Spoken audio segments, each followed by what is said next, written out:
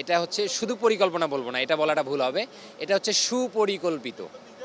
কারণ আপনি আগুনটা যদি নিচতলায় লাগতো তাহলে আপনি একটা বুঝ দিতে পারতেন যে হয়তো বা কোনো সিকিউরিটি গার্ডের কারণে বা কোনো ব্যক্তির কারণে এটা এরকমটা হতে পারে, বা 2 তলায় লাগলে সেটাও আপনি বুঝ দিতে পারেন। কিন্তু আগুন 1 তলায় লাগলো না, নিচতলায় লাগলো না, 2 তলায় লাগলো না, 3 তলায় লাগলো না, 4 তলায়ও লাগলো না, আগুন গিয়ে লাগলো 6 তলায়। এটা কি মানে আপনি আপনারা যদি আমার জায়গায় থাকতেন তাহলে কি ভাবতেন?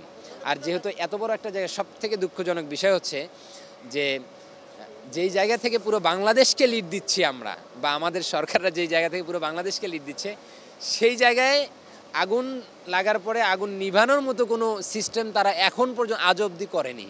তো এটা সব থেকে বড়, আমি মনে করব যে এটা আমাদের হচ্ছে ব্যর্থতা।